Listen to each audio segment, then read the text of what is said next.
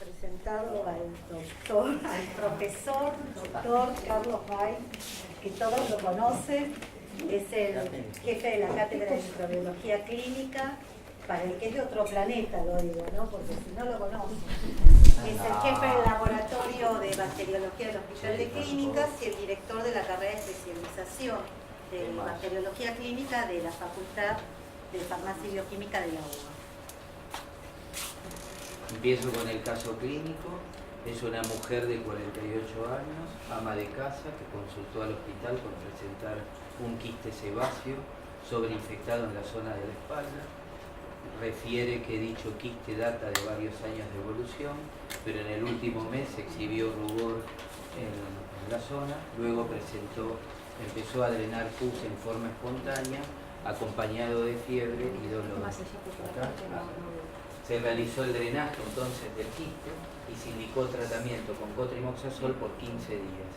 Presentó una evolución desfavorable y entonces consulta nuevamente, donde se volvió a realizar drenaje de la colección con recolección del material para el estudio bacteriológico, toalé quirúrgico, y se cambió el tratamiento ahora por amoxicilina ácido clavulánico, una pomada con base de colagenasa y neomicron.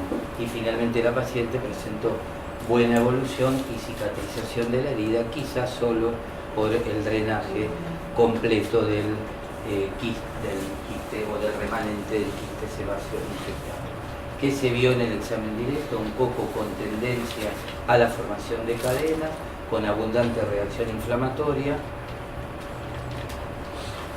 A las 48-72 horas aparecieron colonias puntiformes, no hemolíticas o ligeramente alfa hemolíticas, la próxima, que en el medio líquido mostraron la tendencia a la formación de cadenas.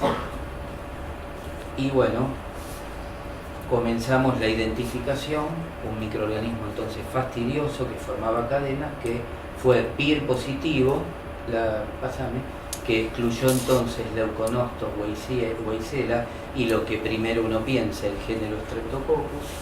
La prueba de lab fue positiva, lo que excluyó, como ya se habló, Globicatella, Dolosycoccus, que nunca hemos tenido un aislamiento, Leuconostoc nuevamente y weissela.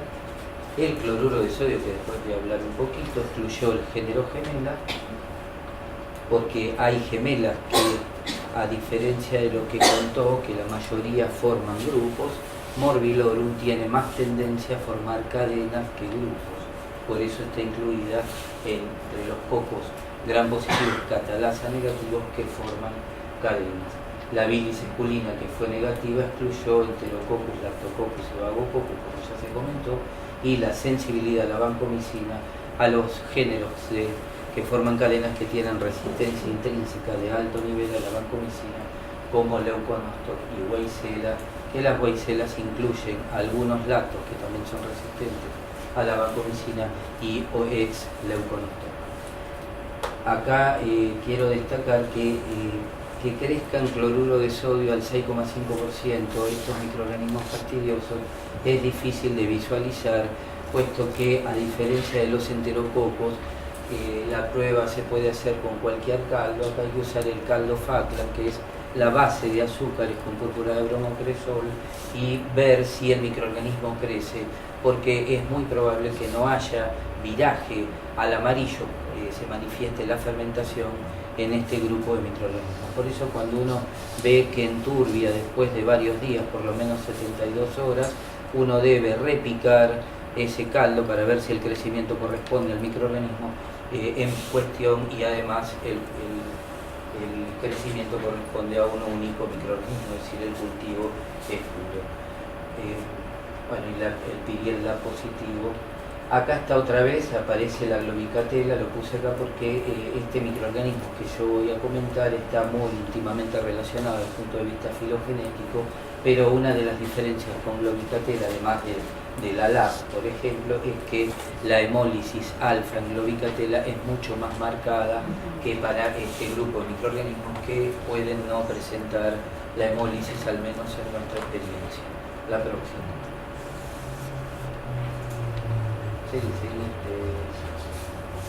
Voy a mostrar lo que seguimos con la prueba del licurato, En este caso, la prueba de licurato que dio positiva es marcador de las especies del género Phaclamia que forman cadenas, dado que hay una especie que es Phaclamia languida que está en el otro grupo, es decir, en el grupo de cocos catalasa negativos gram positivos que tienden a formar grupos o tetradas. Y la prueba de arginina positiva es el marcador de la especie Phaclamia hominis, así es como dieron las pruebas y por lo tanto el microorganismo por fenotipo convencional corresponde a Phaclamia hominis. Acá ven las dos pruebas marcadoras, arginina y purato de Phaclamia hominis, y aparece otro microorganismo que también fue descrito por el grupo del Hospital Lanari en quiste sebáceo infectado, que es Ignavigranum ruofi, que acá hay algunos revisores del artículo que está publicado y que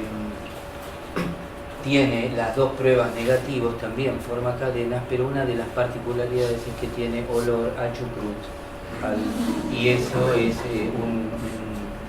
una característica fenotípica destacable para la identificación presuntiva del microorganismo. La próxima.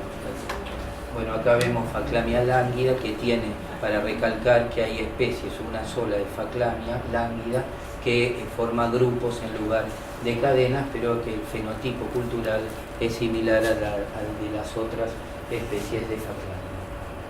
La identificación fenotípica, Phoenix no lo identificó, lamentablemente no incluye en la base de datos.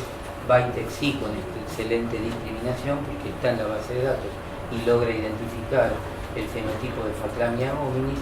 Malditoff arrojó un score alto de más de 2, confiable a nivel de especie, y la secuenciación del gen 16 es más del 99% con Phaclamia hominis. Este es un trabajo que ya mostraron recién, donde la única cepa de Phaclamia hominis fue identificada correctamente con un score más de 2, pero nosotros hemos validado el score más de 1,7 para identificar la mayoría de las especies con Malditoff-Brucker de los cocos gram positivos catalasa negativos, porque tiene algunas dificultades, por ejemplo con Globicatella sanguinis y aquí con aviotrofia defectiva, pero si uno baja el score confiable para la identificación a nivel de especies de 2 a 1,7 hasta 1,99 o más, entonces sí puede identificar más del 90% correctamente de los, a nivel de especie, de los cocos gram positivos catalasa negativos infrecuentes. La próxima. Después, esto lo ensayamos recientemente con las cepas que fuimos agregando. Fíjense que de 5 cepas de Phaclamia, 4 fueron identificadas, como que fueron hominis, las 4 fueron identificadas correctamente con score de más de 1,7 y solamente 3, es decir, una no pudo ser identificada si aplicábamos el score que propone el fabricante, es decir, más de 2. Y la lánguida con score 2, la única, o más, más de 2, la única cepa que tenemos en el laboratorio. La próxima. Bueno, como recomendación, no existe una recomendación para la prueba de sensibilidad a los antimicrobianos. En el último CLCI M45 del año 2015, solo, como comentaron recién, existe una recomendación para el género gemela. Yo, entonces, dado que es una gemela like, que a diferencia de las gemelas crece en cloruro de sodio, usaría para interpretar la prueba de sensibilidad las mismas recomendaciones que el CLCI establece para las especies del género gemela. La próxima. Bueno, aquí están los antibióticos que se deben chequear o ensayar en primera línea y los antibióticos que se pueden ensayar con sus respectivos puntos de corte, que son los mismos que los que se usan para los estreptococos del grupo prácticamente. Nosotros, ¿qué realizamos en este caso? Esto no quiere más, ETS y difusión. ETS con Mueller Hinton ovino, la incubación a 35 grados en la atmósfera hipercárnica y entre 24 y 48 horas. Piensen que son microorganismos fastidiosos que a veces la lectura no es segura o contundente a las 24 horas y uno prolonga la incubación 24 horas más para poder tener una mejor visualización del punto de corte. y para la difusión usamos o estreptococos del grupo Viria, no las normativas como para rifampicina y TMS para neumococo, que no tiene norma para la difusión los estreptococos del grupo Viria. Fue sensible a penicilina, a cefotaxima y por difusión sensible a TMS, banco y levofloxacina, pero fue resistente a eritromicina, clindamicina y rifampicina.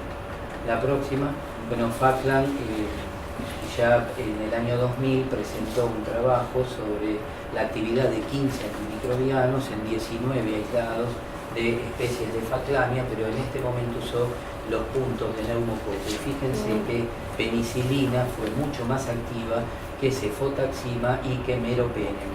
Aún, bueno, cuando meropenem no tenía punto de corte, yo me tomé ahora el atrevimiento de usar los puntos de gemela y fíjense que con los datos de Falkland y tomando los puntos de corte de gemela, el 28% de los aislados fueron resistentes a meropenem y el 33% intermedio.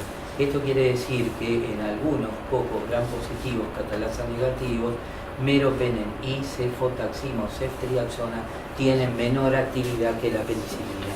E incluso recién se comentó que ceftriaxona puede ser activa, en este caso lo fue, en gemela sanguinis, pero hay cepas o aislados de gemela que son sensibles a penicilina y no a ceftriaxona o cefotaxima. Y esto ocurrió al menos con Ignavigranum, que tuvo una SIN de 2 a meropenem.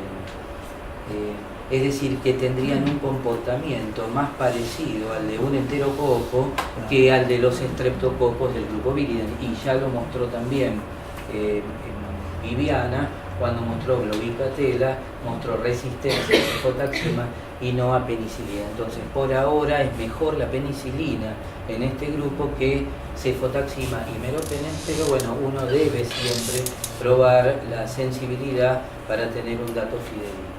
Bueno, pásame la anterior, algo más. Sí.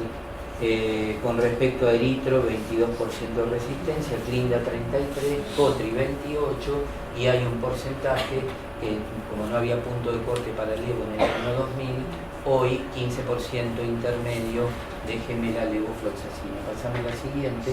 También vio una diferencia entre las especies y la sensibilidad o resistencia a distintos antimicrobianos.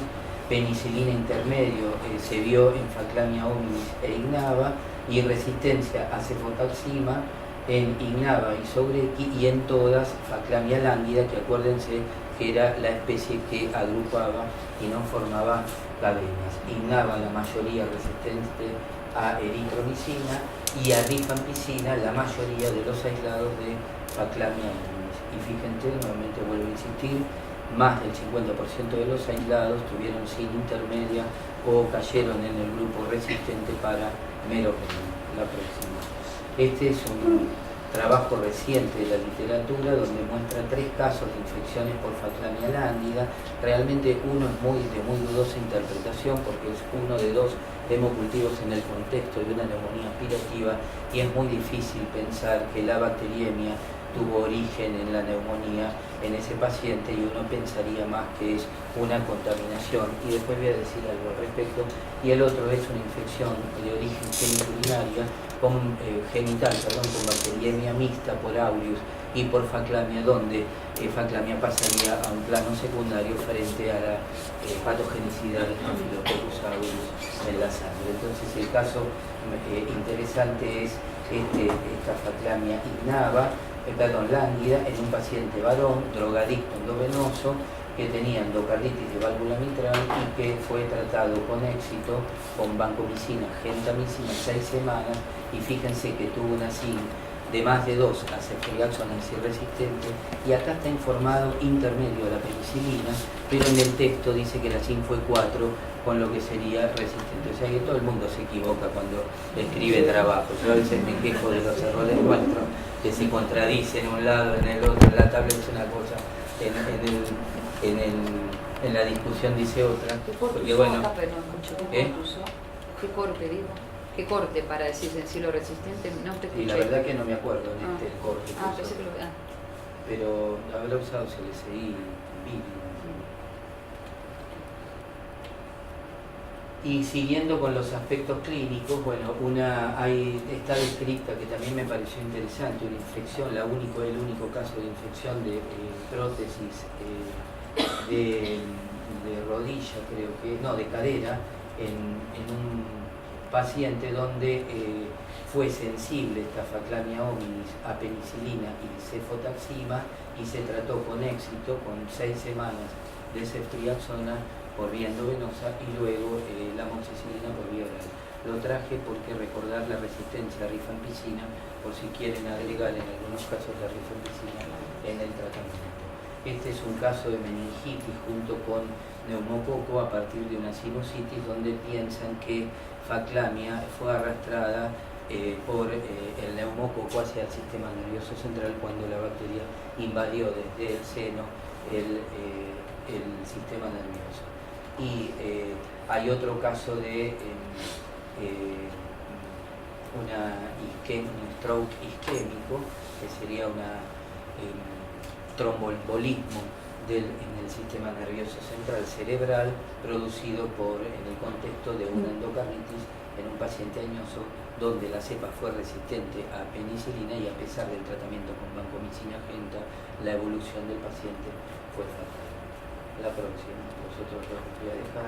Y en conclusión, para el género Phaclamia, es dificultosa la identificación por métodos convencionales, sobre todo porque es fácilmente confundible con especies del género gemela, tanto las que agrupan como las que forman cadenas, debido a la dificultad en la lectura o en la interpretación del crecimiento en el cloruro de sodio en el caldo hipersalado. Malditoff la identificó correctamente, pero recuerden que Phoenix no la incluye en la base de datos y puede haber, obviamente no puede abordar la identificación. Con respecto a la sensibilidad de los antimicrobianos, LCI no estandariza la metodología para Phaclamia. Podríamos usar puntos de corte de gemela o de viridas, tener en cuenta que puede ser resistente a los antibióticos beta-lactámicos, que penicilina es mejor que ceftriaxona o cefotaxima y que meropenem, macrólidos y tetraciclinas también puede haber resistencia, lo mismo a la rifampicina, y de acuerdo al tipo de infección uno debe realizar la prueba de concentración inhibitoria mínima. Enfermedades infecciosas graves por Phaclamia, endocarditis, meningitis y bacteriemia. La bacteriemia que está mencionada en la literatura es a partir de una poliomielitis, infección de prótesis osteoarticular, y de las no complicadas, como la que yo presenté, infección superficial de piel y partes blancas, hemos tenido otras asociadas a lupus, donde ya la infección dejó de ser no complicada. De todas las descripciones de la literatura, incluido este caso, yo leí que en las primeras descripciones se definía como hábitat no desconocido para las especies de Phaclamia. Luego se dice que el hábitat y que la probable puerta de entrada es el tracto genitourinario. Yo creo que Phaclamia forma parte de la microbiota de la piel y de las mucosas, y de hecho muchos aislados nuevos hemos encontrado en orina, primer chorro, en algunas orinas que no tienen valor clínico, pero el aislamiento de Phaclamia, en flujo vaginal, y entonces pienso que la piel y la mucosa puede ser el hábitat de Phaclamia, y que la disrupción de la barrera mucocutánea sería la puerta de entrada para la mayoría de las infecciones, y en el caso presente seguro fue del absceso del quiste sebáceo infectado. Y siempre tener en cuenta la localización de la infección, la gravedad y la sensibilidad para definir el tratamiento antimicrobiano adecuado. Este es un caso de un paciente varón de 81 años con carcinoma de vejiga en tratamiento con instilación intravesical de BCG, que se usa para ciertos carcinomas de vejiga, que presenta urgencia urinaria, frecuencia de dolor y dificultad para vaciar la vejiga. Es portador de un linfoma de células B, diabetes tipo 2, enfermedad pulmonar obstructiva crónica, enfermedad renal crónica, enfermedad arterial coronaria y retención urinaria crónica. Los síntomas urinarios siguieron empeorando, desarrolló confusión y debilidad. Esto provocó una caída en el hogar y bueno, la posterior hospitalización del paciente. Al ingresar se tomaron hemocultivos y una orina para estudio microbiológico. El análisis del sedimento mostró marcada leucocituria y hematuria y los hemocultivos fueron negativos durante el transcurso de la hospitalización. En primera instancia el cultivo del CLD fue negativo y después de 3 días de terapia intravenosa con pipertazo se lo rotó por amoxicilina oral y completó el tratamiento antibiótico hasta los 14 días.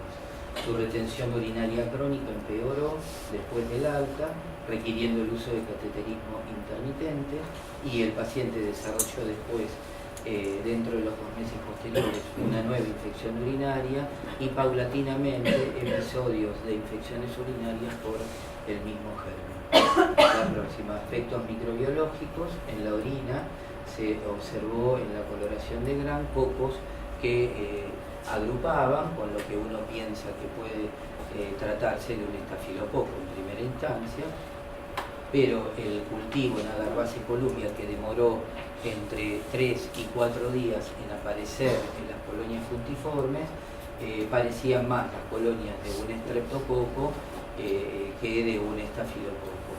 La prueba de catalasa de medio líquido fue negativa, de medio sin sangre, y la coloración de Gram en el tioglicolato mostró la presencia de cocos que agrupaban, es decir, que teníamos algo que parecía un estáfilo con catalasa negativa y con la disociación del cultivo por estafilococo, porque parecía más un estreptococo de los que estamos habitualmente a ver todos los días. Entonces, la prueba del PIR fue negativa y entonces excluyó Phaclamia lánguida, que era la única especie de Phaclamia que está dentro de los cocos catalasa negativos que agrupan, Dolos y Granulus, que realmente es muy infrecuente, el Coccus, Gemela hemolysan, Aerococcus viridans y Aerococcus sanguinicola. La prueba de LAB positiva excluyó Aerococcus viridans y el Coccus punci. El cloruro de sodio positivo excluyó a Gemela hemolysan, otra vez con la salvedad de la dificultad para la lectura por ser este microorganismo fastidioso, el crecimiento del cloruro de sodio. La bilis fue negativa y la sensibilidad a la vancomicina, en este caso como estamos dentro de los grupos que agrupan en la microscopía, se excluye el género Pediococcus, que tiene la bacteria láctica, que tiene resistencia intrínseca de alto nivel a los glucopéptidos banco y teicoquinona. Y otra vez el cloruro de sodio con la dificultad para la interpretación. Con estas pruebas PIR, LAB positiva y banco sensible, y asociada a la prueba de la beta-glucuronidasa positiva, identificamos al microorganismo como Aerococcus urinae. El beta-gur excluye otra especie de Aerococcus, que es Aerococcus christenseni, que es mucho menos frecuente en infecciones urinarias que Aerococcus urinae. No es muy difícil, porque con pocas pruebas uno puede, y una buena microscopía, uno puede abordar con la fenotipia convencional la identificación correcta del género. Vitek 2, 99,5% de posibilidad, excelente identificación. Phoenix lo incluye en la base de datos, pero lo arrojó como Aerococcus especie, no dio la especie, pero sí el género. Maldito con 2, es decir, más de 2, es por buena identificación o aceptable a nivel de especie, y la secuenciación del 16S más del 99% con Aerococcus urinae. Y acá vemos los Aerococcus. Fíjense que sobre todo con la especie viridans uno necesita bajar el score a 1,7 para abordar en forma definitiva el nivel de especie, porque la mayoría de los Aerococcus de la especie Aerococcus viridans, cuando usa un score más de 2, no se identifican a nivel de género, pero no a nivel de especie. En cambio, en Aerococcus urinae, solo un aislado mejoró cuando el nivel de especie, cuando el score se disminuyó de 2 a 1,7. Hubo una cepa no identificada y el único Aerococcus urinae hominis que tenemos en el laboratorio no fue identificado en ese momento por malditos correctamente. No arrojó identificación confiable.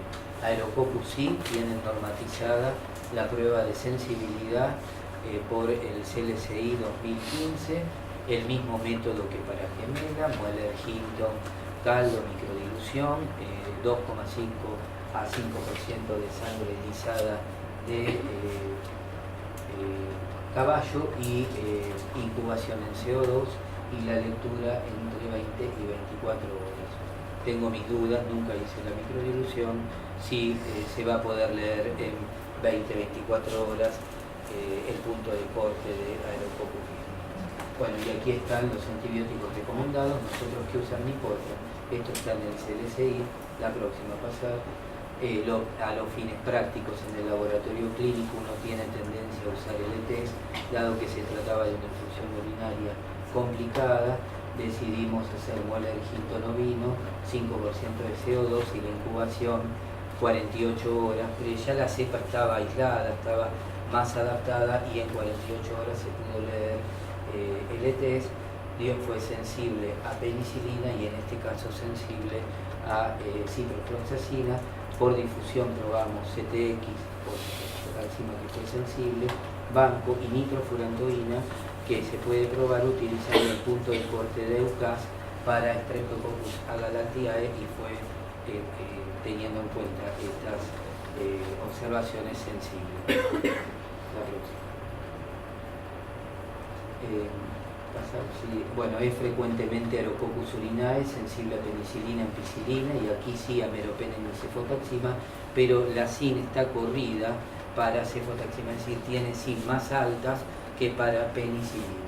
La próxima, con respecto a fluorquinolona, TMS, la sensibilidad es variable y recuerden que estos son antibióticos que se utilizan en la infección urinaria y ojo que pueden aparecer cepas resistentes tanto a TMS como a ciprofloxacina o levofloxacina. No hay resistencia descrita ni nitrofurantoína, banco adapto ni a fosfomicina. En la próxima puede mostrar alto nivel de resistencia a aminoglucósidos, que esto puede tener impacto en el caso que Aerococcus urinae sea el agente etiológico de una endocarditis. La próxima. Estos son datos de la literatura. Se ha mostrado la actividad bactericida de la penicilina, ceftriaxona y gentamicina solas y daptomicina o con la combinación con gentamicina y se ha visto que puede haber sinergia entre penicilina y ceftriaxona con gentamicina siempre que no haya alto nivel de resistencia a la gentamicina. Y esto solo tendría valor para las endocarditis, pero obviamente que la presencia de sinergia no tiene correlato clínico por ahora, ¿sí? Nadie sabe cuál es la eficacia del tratamiento de un antibiótico solo o de la asociación del beta-lactámico con la gentamicina. Y este es otro trabajo de 50 aislados de Aerococcus urinae y de Aerococcus urinae que donde tanto usando los puntos de corte de EUCAS o del CLSI, todas las cepas fueron sensibles a nitro, el 10% fue resistente a fosfomicina usando el punto de corte de EUCAS, que es un poquito, porque es el 64 más exigente que el de CLSI, 12% de resistencia a levofloxacina, y acá hay algo importante que cuando uno utiliza el ETS, la resistencia está sobreestimada, probablemente por la presencia de timidina en el medio, y cuando uno usa la microdilución con la sangre lisada de caballo que elimina la timidina del medio, entonces uno tiene la verdadera resistencia al cotrimazazol. Pero igual fíjense que el 40% con microdilución de los 50 aislados fueron resistentes a TMS. La próxima. Y este es un trabajo de sensibilidad de 120 aislamientos de Aerococcus urinae y sanguinícola. Yo lo traje para que vean que no hay resistencia a la penicilina, pero que tampoco la ceftriaxona, pero que las SIM son más altas. Solo basta ver los rangos de sensibilidad a ceftriaxona e incluso un poco más alto a los carbapenems. La próxima. Y lamentablemente, no es este el caso, pero Aerococcus viridans ha sido descrito una cepa portadora del gen BANA en Corinth. La próxima. Para ver la patología, Aerococcus viridans puede ser un contaminante, forma parte de la microbiota del suelo y entonces puede contaminar el hemocultivo en el momento de la toma, o bien puede ser un contaminante del laboratorio, y las infecciones más descritas son la endocarditis infecciosa, la bacteriemia y mucho menos la espondilodicitis. Acuérdense que la espondilodicitis en muchos casos es consecuencia del impacto en la vértebra de la bacteriemia durante el transcurso de la endocarditis. Aerococcus urinae es un uropatógeno, sobre todo para hombres añosos, con factores predisponentes, sobre todo la hiperplasia de próstata, y también por otros factores como la estrechez urinaria. La endocarditis es la otra patología muy descrita en la literatura, y menos la linfadenitis y la peritonitis. Sanguinícola es muy parecido en cuanto a la enfermedad infecciosa de Aerococcus urinae, urosepsis y endocarditis, pero menos frecuente. Christensen, hay muy pocos casos descritos. Esta puede formar parte de la microbiota de la vagina humana, y Aerococcus urinae hominis es aislado de la próxima. Bueno, algunos reportes de la literatura. El más importante es este review de endocarditis, donde, bueno, publica un caso, pero sobre 29 casos, la mayoría se dio en pacientes añosos. 2/3 de los pacientes tenían más de 65 años, y el radio es 3:1 para hombres y mujeres, es decir, que se da más frecuentemente en hombres, y la embolia en el 40% y la mortalidad elevada, porque son pacientes añosos con otros factores de riesgo. Entonces, para redondear, es fastidioso, a diferencia de Aerococcus viridans. La colonia de Aerococcus de la especie viridans se parece más a un enterococo, en cambio Aerococcus urinae se parece más a un viridans fastidioso. Es un coco que agrupa catalasa negativo y que se puede sospechar entre el PIR negativo, la LAP positiva y la sensibilidad a la vancomicina. Puede ser correctamente identificado por métodos automatizados, al menos a nivel de género Félix, a nivel de especie Baite. Maldito lo identifica correctamente, y mejor si uno baja el score para Brucker a 1,7 para el nivel de especie. Está asociado fundamentalmente con infección urinaria del paciente añoso, con factores predisponentes y con endocarditis. Es sensible a beta-lactámico, fosfo y nitro. Se requiere la SIN en infecciones graves, y para definirlo, paciente, sobre todo hombre añoso, con leucocituria, en la que se observan cocos gram positivos que agrupan, que no crecen en el agar CLD y que demora en crecer en agar sangre, y lo hace formando una colonia puntiforme que parece más a un viridans, y que es catalasa negativo, debe despertar la sospecha de la presencia de una infección por Aerococcus urinae. Bueno, con esto terminé.